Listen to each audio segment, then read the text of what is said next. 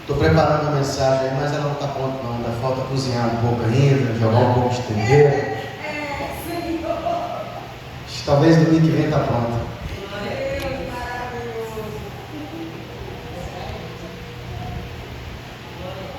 João capítulo 10, 1.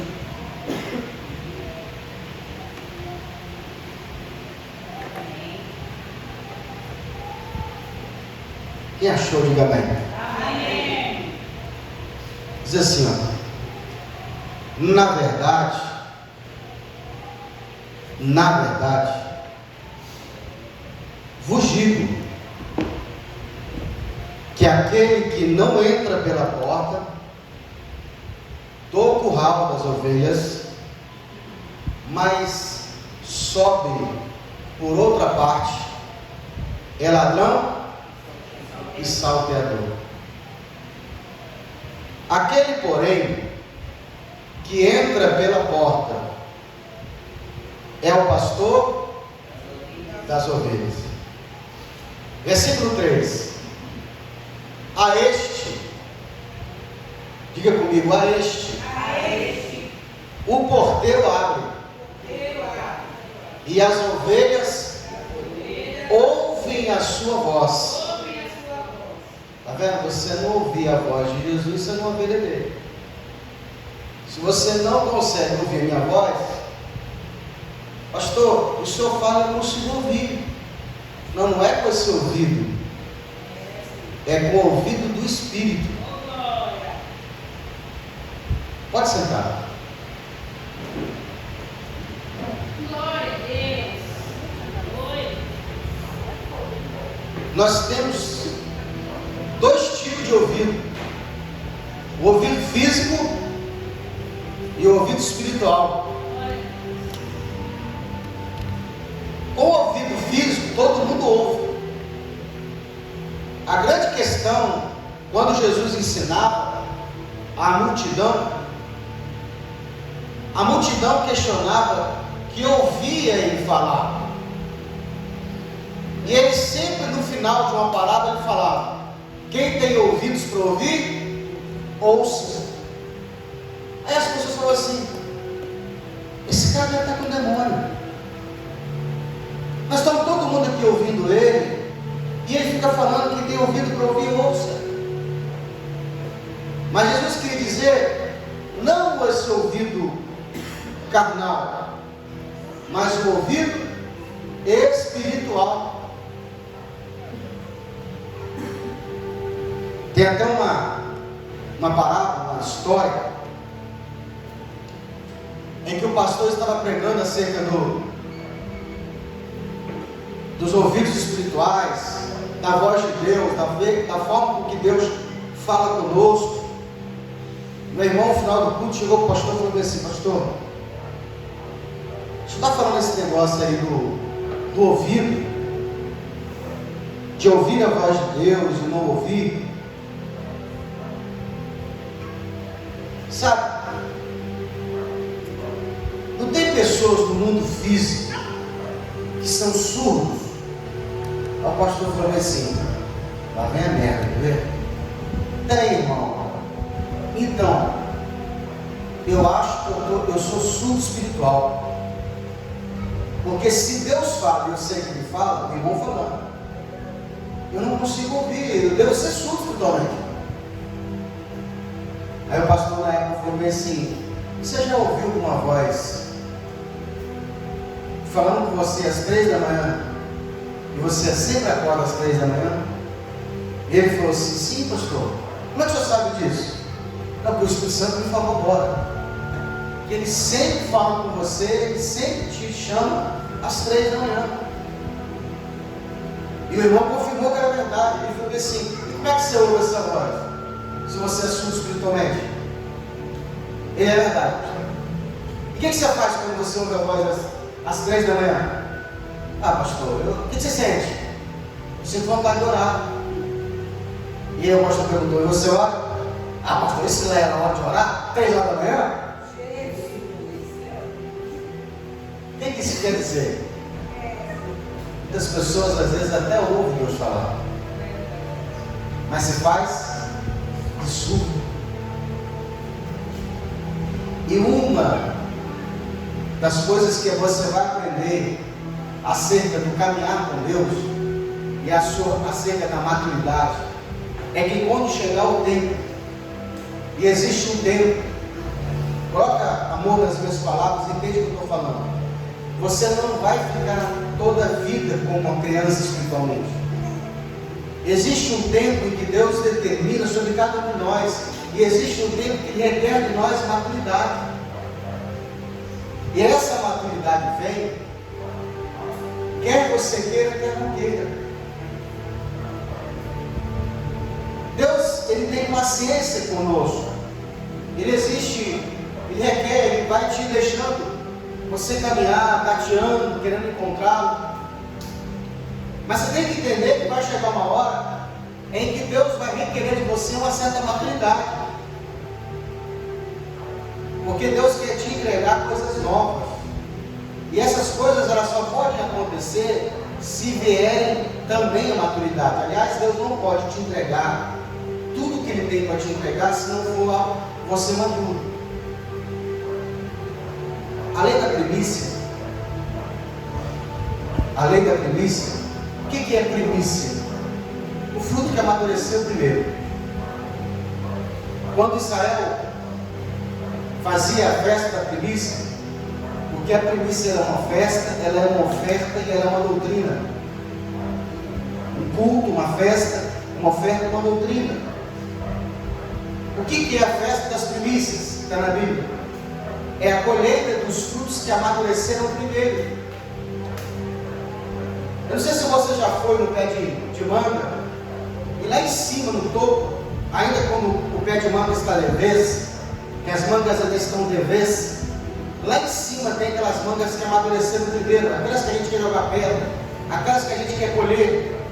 Não é isso? Quem já fez isso? Por que essas mangas amadureceram primeiro? Porque o calor do sol fez com que elas amadurecessem mais rápido. Então, todas as vezes que Deus quer que você amadureça, Ele coloca a sua vida numa pressão, num calor, numa disciplina, numa caminhada. Essas perseguições que sofremos, essas perdas que temos, essa forma que Deus tem de fazer que você se mexer mais rápido, são a pressão que o calor de Deus dá para que você venha maduro descer. Então, ter ouvido espiritual, quanto mais eu consigo ouvir de Deus, quanto mais eu consigo atender a Deus, mais rápido eu saio desse processo de amadurecimento.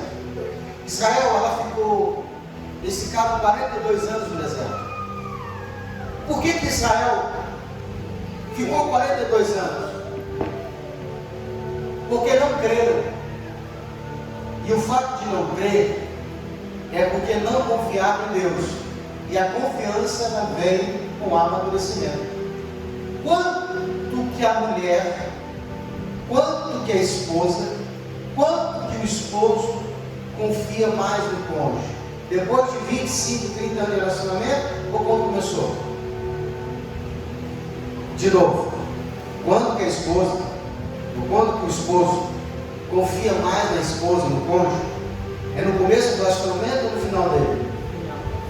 Quanto mais tempo eu me relaciono, mais a confiança.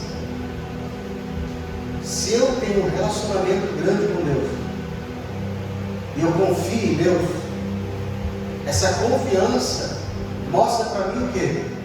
Que eu tenho fé. Então Jesus está falando aqui, e Ele vai falar de coisas espirituais. Ele sempre falava palavras espirituais, crendo que aqueles que ouviam não tinham ouvidos espirituais. Então Ele vai dizer: aquele, porém, que entra pela porta é o pastor das ovelhas. Aonde é a porta das ovelhas? Quem sabe? Hã? Aonde é a porta das ovelhas? Olha o que Jesus vai dizer. Na verdade, vos digo que aquele que não entra pela porta do curral das ovelhas, mas sobe por outra porta, é ladrão e salteador. Aquele, porém, que entra pela porta é o pastor das ovelhas. A este o porteiro abre, e as ovelhas ouvem a sua voz. O que Jesus está falando? Porta, ovelha.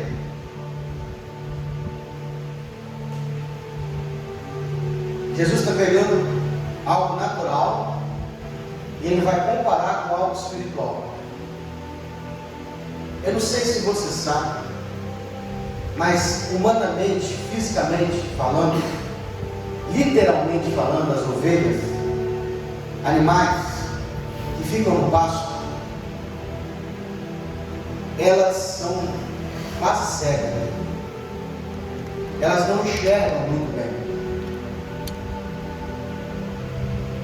Tem pouca visibilidade, elas não podem se guiar a televisão, porque à medida que elas vão ficando adultas, elas vão ficando cegas. Mas tem um ouvido muito bom. Se esse ouvido não estiver infeccionado com doença, mas saudavelmente, bem ouvido muito bem. E como que ela é guiada pelo pastor? Fisicamente falando, pela voz. Então Jesus vai comparar uma ovelha natural com a igreja, comigo e com você. Ele vai falar de um pasto, ele vai falar de um curral, ele vai falar de pastor.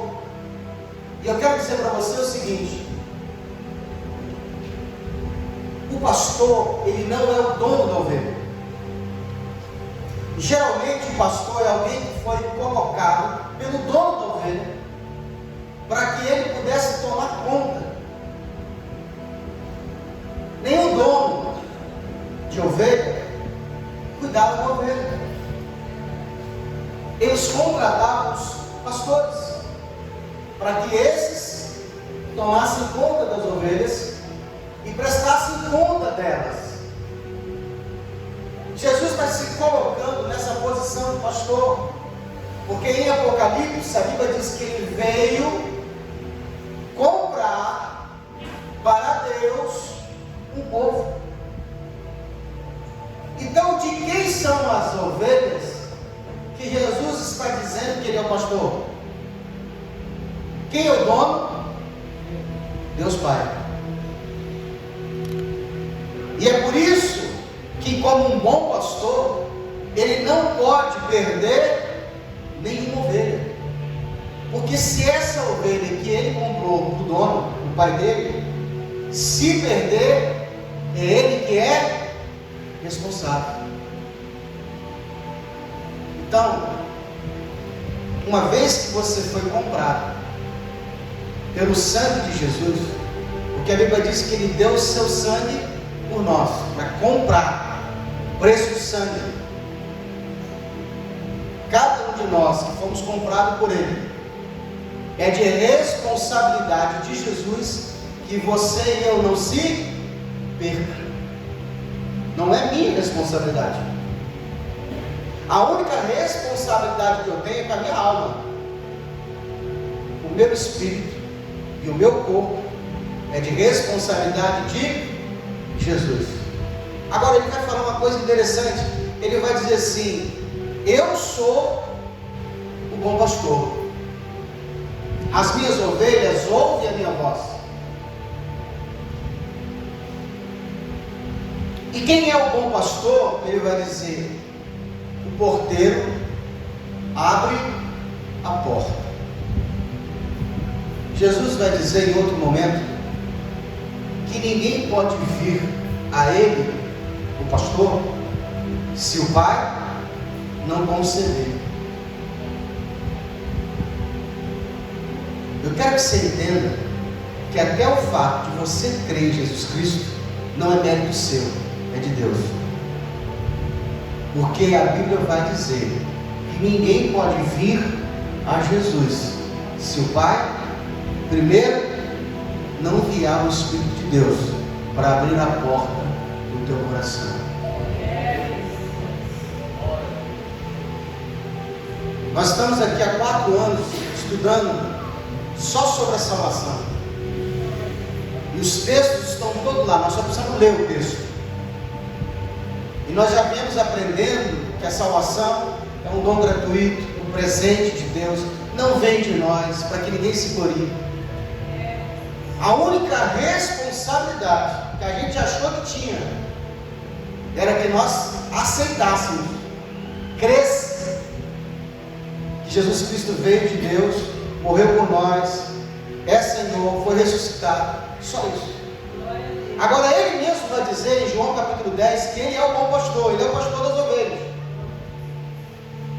Aquele porém que entra pela porta, aquele que entra pela porta é o pastor das ovelhas, e a este o porteiro abre, e as ovelhas ouvem a sua voz. Você só pode ouvir a voz de Deus, a voz de Jesus, o pastor, se o Espírito Santo abrir o teu coração, o ouvido do teu coração, espiritualmente falando.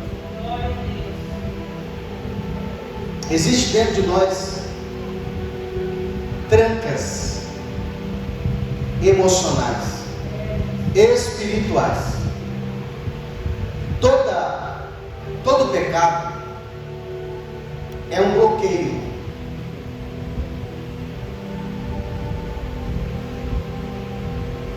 Você já tentou abrir uma gaveta e ela está trancada? Já tentou sair com a moto quando tem uma tranca na roda? Já tentou? Por que você não consegue mexer? Porque está trancado. O pecado, ele é um bloqueio, é uma tranca. Você não tem acesso, porque está trancado. Quando Jesus diz: conhecereis a verdade, e a verdade vos libertará. Todas as vezes que Jesus vai te libertar de algo, Ele vem e desbloqueia, Ele vem e abre o teu coração, para que você entenda claramente que aquilo que você está fazendo é errado. E aí você tem um acesso claro e evidente que aquilo é errado. Já disse aqui outras vezes, eu disse, tem gente que não sabe o que ela faz errado. Para ela aquilo não é errado. Tem gente que mata, para ele acha que aquilo não é pecado, não tem gravidade naquilo. Tem gente que rouba, e para ele aquilo não é errado. Tem gente que adultera, tem gente que fornica, tem gente que erra, tem gente que mente. Tem pessoas fazendo todo tipo de coisa errada, mas aquilo para ela não é errado, porque o acesso ainda está trancado. A Bíblia diz que Paulo, ele era um fiel servo de Deus. E a Bíblia diz que Paulo, ele ia até o Sinédrio Supremo da época, pedia autorização para perseguir a igreja do Senhor. E com a autorização ele arrastava os cristãos, aquelas pessoas que serviam a Jesus, que eram crentes em Cristo, arrastavam eles para as cadeias e os prendia, quando não concordavam com os assassinatos que tinham, porque a Bíblia diz que o próprio Saulo concordou, segurando a roupa das pessoas que apedrejavam Estevão. E por que Paulo fazia isso? Porque a Bíblia diz assim, que Paulo acreditava e cria que fazendo essas coisas ele estava fazendo serviço para Deus. Até que um dia, tendo acesso, ele arruma cartas com as autoridades para ir até Damasco, para perseguir a igreja, as pessoas, os cristãos da época. E no caminho a Damasco, Paulo ele vai ter um encontro com Jesus. E Paulo descreve isso dizendo que era meio-dia, o dia em que o sol está mais forte, aonde a luz está no seu resplendor. E ele, olhando para o céu, ele viu algo mais claro, mais brilhante do que o sol. E a Bíblia diz que ele teve um choque caindo para trás. Não estava em cavalo, pelo amor de Deus. Tem uns pregadores que falam que ele estava de cima do cavalo e caiu. Não está de cavalo. Não tinha cavalo na passagem. Ele cai para trás.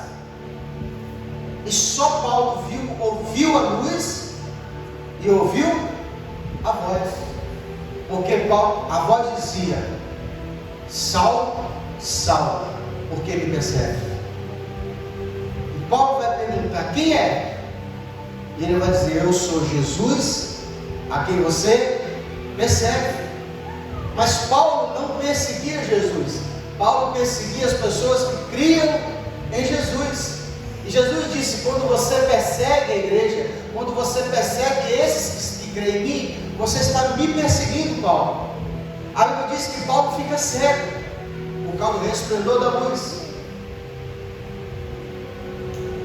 Mas Deus o cegou para que ele pudesse olhar para dentro de si e visse quantas trevas ele estava. Quando fala de treva, não quer dizer pecado, quer dizer que ele não conseguia enxergar quem era Deus, quem era Jesus e o que ele estava fazendo. Depois de 3 dias cego, uma pessoa enviada por Deus vem e ora para Paulo, e as escamas dos seus olhos caem. Ou seja, Paulo volta a enxergar, não só fisicamente, mas espiritualmente. Ele foi liberto da religiosidade. Quando eu tenho um encontro com Jesus, pessoalmente, quando no caminho que eu estou errado, de pecado, eu me deparo com Jesus, e Jesus, ele me liberta, mostrando que aquilo que eu estou fazendo é errado, mostrando que aquela atitude que eu estou fazendo vai me levar um caminho ruim. Eu tenho acesso à chave para destravar o meu pecado. Por isso a Bíblia vai dizer: conhecereis a verdade, e a verdade vos libertará. A verdade, muitos vão achar que é a palavra de Deus, e é a palavra de Deus, que você não pode confundir que a palavra de Deus seja a Bíblia. Pastor, a palavra de Deus não é a Bíblia? Não, a palavra de Deus é uma pessoa, é um ser, é uma pessoa inteira, que tem corpo, que tem espírito, que tem alma. A Bíblia, ela contém a palavra de Deus, a Bíblia é as Escrituras sagradas. Não confunda a Escritura com a palavra de Deus. A palavra de Deus, ela é viva, porque você pode ouvir a palavra de Deus falando com você, mesmo sem estar lendo a Bíblia. E é por isso que Jesus vai dizer: ao pastor, o porteiro abre a porta, e as ovelhas ouvem a sua voz, e as chama pelo nome, e as suas ovelhas chama as ovelhas pelo nome, e as traz para fora. Fora da onde?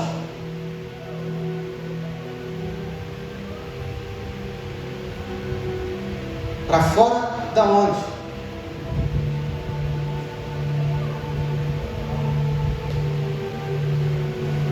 A palavra igreja, no original,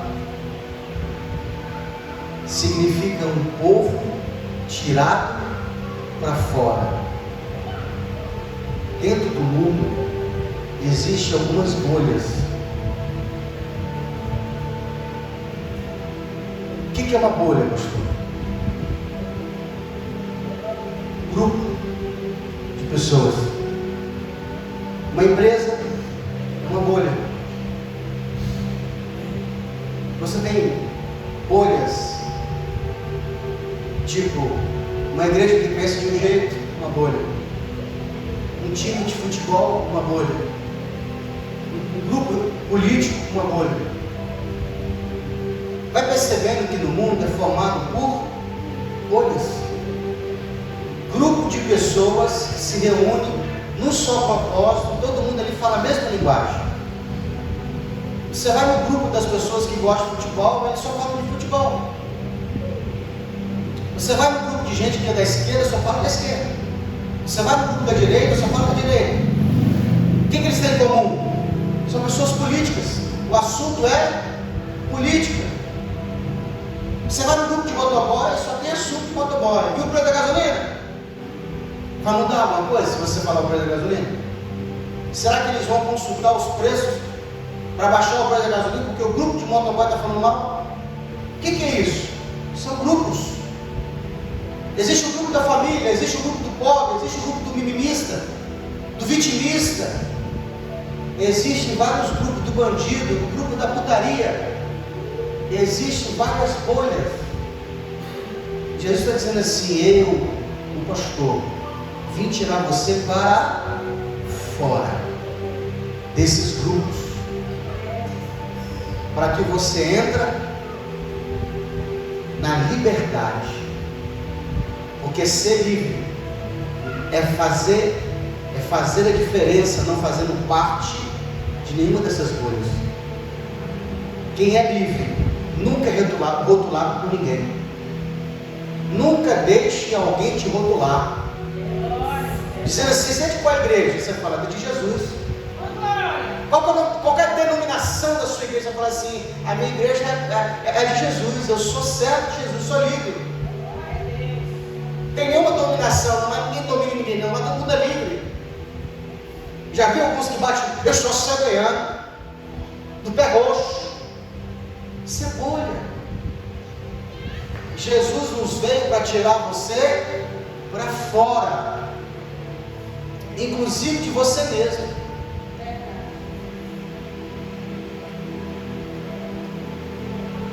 A este o cordeiro abre a porta e eles tiram-os para fora. E quando os tira para fora, as suas ovelhas vai adiante delas. E as ovelhas, qual que é o seu alvo? Jesus. Se você é ovelha de Jesus, você tem que olhar para tudo que Jesus fez e fazer igual. Tem que tomar cuidado, irmão. Tem que tomar cuidado para você não ser idólatra de Jesus. Pastor, tem como idolatrar Jesus? Tem.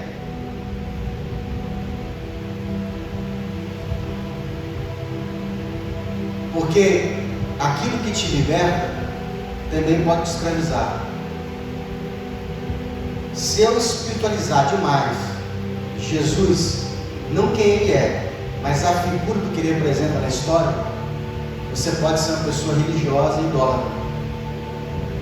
Um dia uma irmã se espantou porque eu falei que Jesus tinha cheio de sovaco, cagava e mijava. Porque na mente dela, Jesus não fazia essas coisas. Porque ele é Deus. Para ela, Deus não caga, não mija, não deixa de ser. Falei: mas aí que está o mistério. Porque o Jesus, ele não veio como Deus, ele veio como homem. A Bíblia vai chamar ele de filho do homem. Efésios, Paulo vai dizer que ele, sendo Deus, não teve usurpação se fazer Deus, mas se fazendo homem, tomando a serva de homem, como homem, foi obediente até a morte, morte de cruz. Então você tem que entender que o mesmo Jesus que fez todas as coisas que estão escritas, ele vai dizer assim: você tem que fazer obras maiores, porque Jesus não veio para ficar como teto, ele veio para ser plataforma, apóstolo, aquele, a Bíblia diz que ele é rocha. Diga comigo assim: diz que ele é rocha, pedra de esquina. Ele vai dizer: as obras que eu fiz, vocês farão obras maiores. Então por que ele está dizendo isso? Porque se você olhar para Jesus é teto, você nunca vai querer fazer mais nada do que ele fez a mais. Você sempre vai querer ficar abaixo, porque ele é meu mestre. Jesus olhou tudo, eu não posso passar dele. Não foi isso que ele falou. Ele falou assim: eu vim para te libertar, para que você faça maior do que eu fiz. Então todas as obras que Jesus fez, é nosso dever fazer maior, porque ele está nos enviando para fazer obras maiores. Aí a pessoa às vezes ela cai na religiosidade, idolatrando Jesus, dizendo assim: não, ele é o mestre, eu não posso fazer maior. E aí mora o perigo. Ele investiu em nós, para que eu e você possamos fazer obras que ele fez em maiores. Todas as obras que Jesus fez, você pode fazer maior. Mas de nenhum seguirão o estranho, de modo nenhum seguirão o estranho, antes fugirão dele, porque não conhece a voz do estranho. É por isso que eu não me preocupo se uma pessoa vem para a igreja e não consegue ficar, porque se a minha voz não faz ela ficar, ela está dizendo para mim que ela não me escolheu como pastor. Ela não consegue ouvir Jesus pela minha voz. Logo, ela não é a minha ovelha. Quem são as minhas ovelhas? Aqueles que ouvem a minha voz. Através de mim, elas conseguem ser alimentadas no Espírito. Aquilo que Deus me dá é a ovelha, ela vai atrás do pasto. O bom pasto alimenta ela. Quem é que tem paladar apurado? Você tem lá? Você tem? Eu fico caçando, qual é a pizza boa? Aonde tem a pizza gostosa? Eu vou lá e compro uma de 30 reais, deixa eu ver se aqui é boa. Comi e falo, tá assim, sabe? Mas pagou os 30. Vou na de 50, né? Essa aqui acho que é melhor. Não valeu 50 não. Aí vou lá de 90, eu falo, não é grandes coisas também não. O que eu fico caçando? Aquela que o paladar fala, nossa, essa aqui valeu cada centavo. Eu trabalhei com uma pizzaria chamada Gastronomia Italiana. A pizza lá não é pizza para você comer com a família. Tem aquela pizza que você vai com a família, ela é barata, assim, preço justo, e ela é bastante recheada, você come uma, duas fatias, não vai comer mais.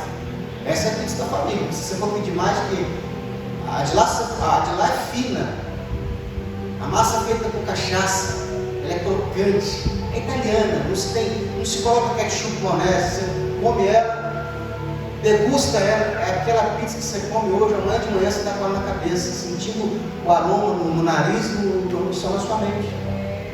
Não sei se você está entendendo o que eu estou dizendo, mas é assim. É claro que você está no meio do caminho e você fala, cara, eu estou com vontade de comer aquela pizza daquele lugar. O que eu quero dizer com isso? Que assim como a gente tem esse dom, esse presente de Deus, de degustar as coisas gostosas. A minha esposa te falou assim, amor, por que essa pizza é tão barata? Eu falei assim, porque o ingrediente que ele colocou é barato. O bacon não é Aurora, deve ser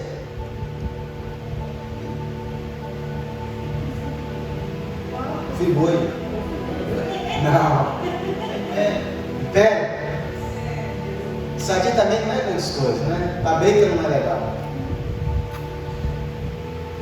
A mussarela não é sadia, não é da vaca, é tirolês. Aquela mussarela barata, ela muda o paladar. Já comeu catupiry de verdade na pizza? Aquele é quase que sonho dos sonhos. Aí o cara bota, sabe o quê? O falso catupiry. Aí você come e fala, nossa, não é melhor colocar. Ó, mostra essa de catupiry. O que eu quero dizer com isso? Que a ovelha, ela fica aonde a alma dela está sendo alimentada. Por que nós temos pessoas que não estão crescendo espiritualmente? Porque não estão sendo alimentadas para Cristo. De vez em quando tem que dar uma fugida em outro pasto, porque lá o pastor alimenta. Lá a comida do outro pastor é melhor. Por quê? Porque ele não está sendo nutrido, está faltando para ele nutrição. Já viu aquelas ovelhas que ficam pulando de galho em galho? Elas ficam caçando a comida. O dia que ela encontrar, de verdade, um pastor, o pasto, e o Espírito Santo falar com ela, ela vai ser apacentada. Jesus disse-lhe por parábola, mas eles não entenderam. Eles não estão entendendo o que Jesus está dizendo. Parece os crentes de hoje, Jesus fala, eles não entendem. Porque é por parábola. A parábola você tem que ter esse discernimento do Espírito para entender. Tomou, pois, Jesus a dizer: em verdade vos digo que eu sou a porta das ovelhas. Todos nós somos portas espirituais. Todos nós aqui somos uma porta espiritual. Você pode fazer o reino de Deus se abrir para uma pessoa ou não. A Bíblia te compara como porta, altar. Você também é um altar de Deus. As pessoas podem vir e encontrar acesso a Deus através de você. Lembra que o sangue foi colocado nos umbrais da porta? O que são os umbrais? Uma passagem. O sangue do cordeiro na primeira Páscoa, o cordeiro que foi sacrificado, a ordem de Deus a Moisés é o seguinte: peça para que o povo passe o sangue aonde? Nos umbrais. Ou seja, marca a porta, porque quando eu passar, o meu anjo passar para matar os primogênitos, a porta, a casa que tiver o sangue vai ser poupada.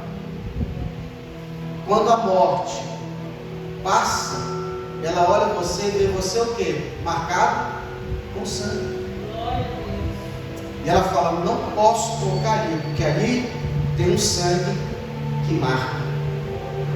Nós fomos marcados pelo sangue de Jesus. E ele vai dizer: eu sou a porta das ovelhas. Ele é a porta, ele é o pastor, ele é o pasto. Ele é o bom pastor. Tem o falso pastor, tem o mercenário.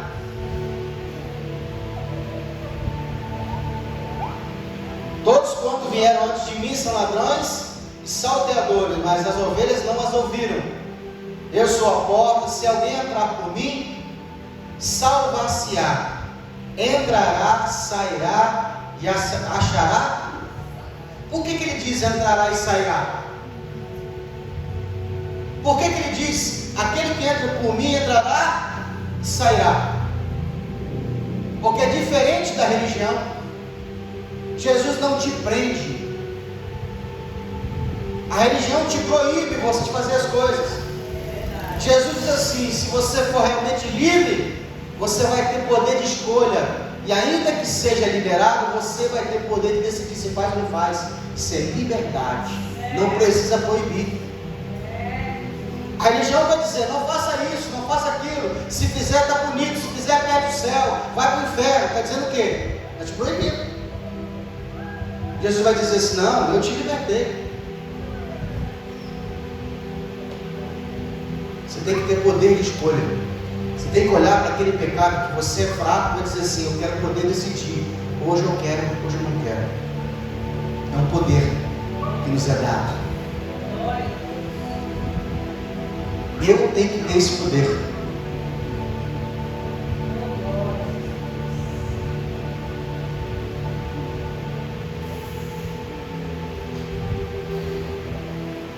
Eu sou o bom pastor. O bom pastor dá a vida pelas suas ovelhas. Mas o mercenário, que não é pastor, de quem não são as ovelhas, de quem não são. O que é mercenário? Está preocupado no dinheiro, na gordura que a ovelha dá, só no dízimo. Quanto mais gente, mais dízimo. Você sabia que tem pastor que ele não prega a verdade porque ele sabe que vai ofender algum irmão que é patrocinador da obra? Não, irmão, a gente pode pregar isso aqui não. O Irmão, prega não, porque teu irmão aqui está no pecado. Se eu pregar, ele vai embora. Mercenário. Está preocupado com o dinheiro. Quando eu aceitei o desafio de vir para cá, para essa igreja nascer, eu falei para Deus o seguinte: eu quero ter condições para não ser preso ao salário da igreja, para que a palavra de Deus seja livre. E Deus me ouviu, porque Deus me deu condição financeira para não depender daqui, para que eu possa pregar livremente. Quiser ir embora, pode ir embora.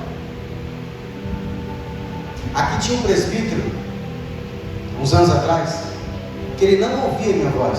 Eu não era pastor dele. Ele não conseguia caminhar junto comigo. O dízimo dele era R$600, a oferta que ele dava era 200. Ao todo dava R$800. Eu pedi para ele se retirar. Falei: amigo, se você não consegue ouvir minha voz, te dou um caminho. Está ali na pipa, pode ir embora. Na época até eu tive um conselho: faz isso, pastor, suporta ele. Falei: pelo dinheiro não, jamais. Se não consegue ficar aqui conosco, comendo o que a gente dá e me tendo como líder, pode ir embora. Leva ele o dinheiro dele. Era o dízimo mais alto aqui da igreja e a oferta mais generosa. Perguntei para ele: você quer ficar? Vamos servir junto? Ficou assim: não pode ir. Aquele do grupo: ó, você não está no grupo mais, deixa a minha igreja quieta, mexe com o povo de Deus não, segue seu caminho.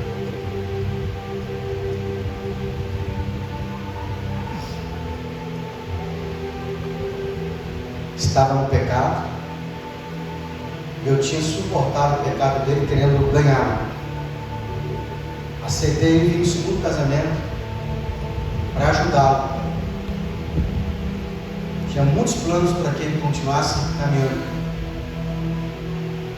mas não aceita a submissão, a subordinação, o desprezo daquilo que Deus me deu.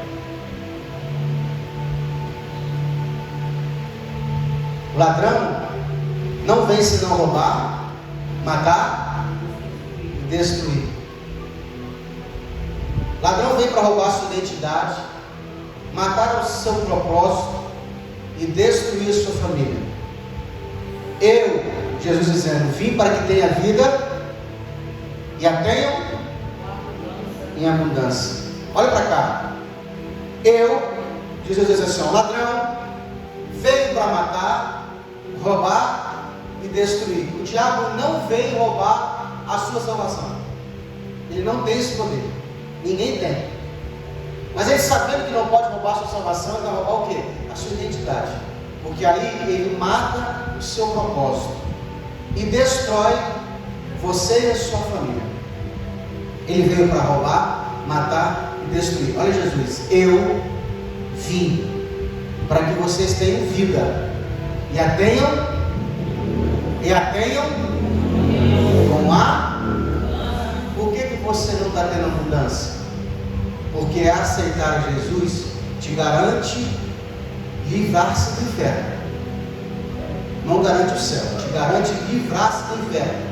Mas ter vida com abundância, você precisa cumprir princípios. Quando você cumpre os princípios, Deus começa a te dar abundância financeira, espiritual, emocional. Aonde você coloca a mão, prospera. Aonde você toca, dá certo. Pastor, não está acontecendo isso comigo não, porque você está patinando em alguma princípio. Eu, Jesus, vim para que tenham vida e vida com abundância. A prosperidade,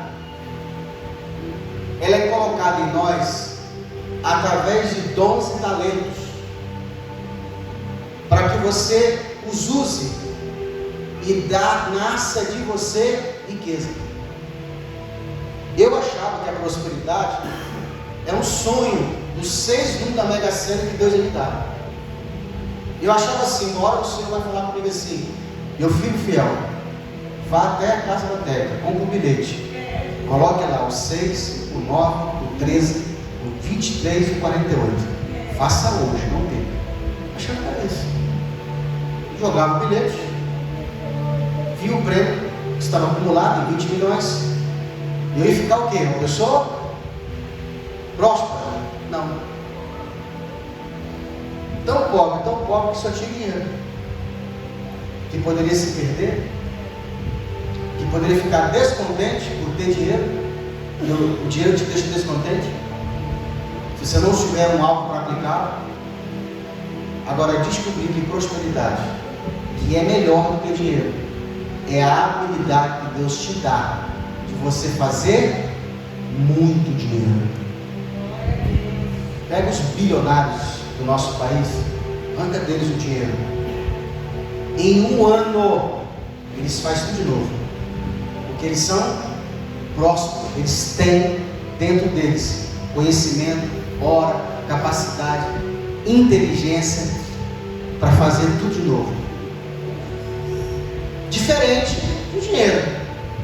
Dinheiro o herdeiro pode ter e se perder.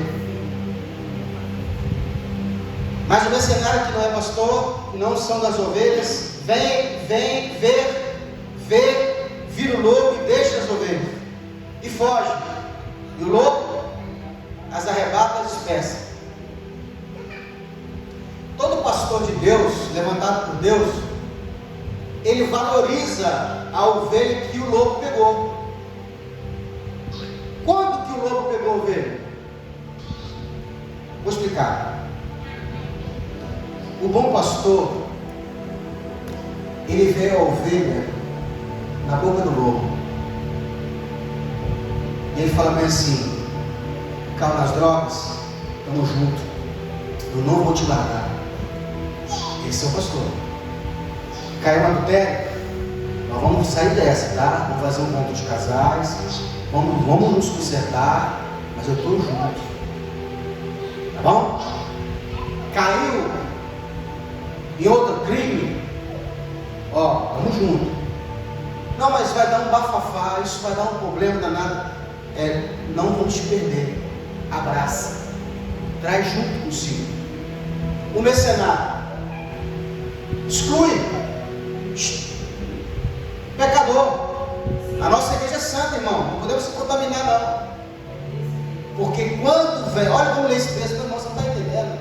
Está escrito aqui, ó. Versículo 11: eu sou bom pastor da sua vida pelas ovelhas. Mas, diga comigo, mas o mercenário, que não é o pastor, de quem não são as ovelhas, ele viu o lobo. Quem é o lobo? O diabo. Deixa as ovelhas e foge. E o lobo arrebata e dispersa, despedaça. Ora, o mercenário foge porque é mercenário, não tem cuidado com as ovelhas. Eu sou bom pastor e conheço as minhas ovelhas, e das minhas sou conhecido. Assim como o Pai que me conhece, a mim também eu conheço o Pai, e dou a minha vida. Dar a vida é gastar tempo. É aquilo que eu falei na aula passada, que é apacentar e pastorear. Apacentar é quando o pastor faz com a igreja toda.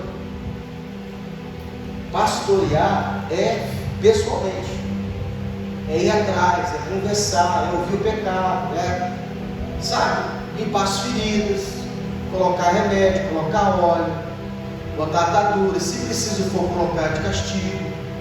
Isso que é difícil. É isso que o mercenário não quer fazer.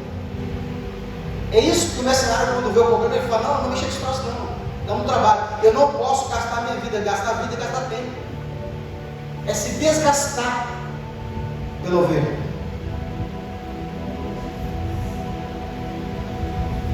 Esse é o mercenário. Jesus disse: eu sou bom pastor e eu gasto a minha vida com as ovelhas. Glória a Deus. É difícil, irmão, quando você pega uma ovelha ferida, uma ovelha que foi arrebatada pelo diabo, que está suja pelo pecado, que o diabo representa o lobo. É difícil. Ninguém quer mexer com isso não.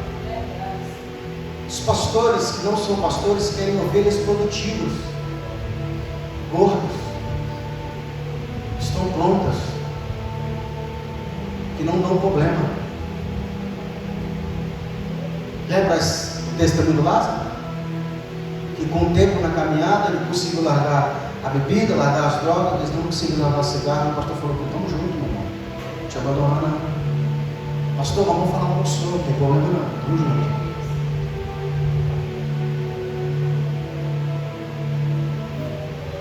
Pensando nisso, vamos orar.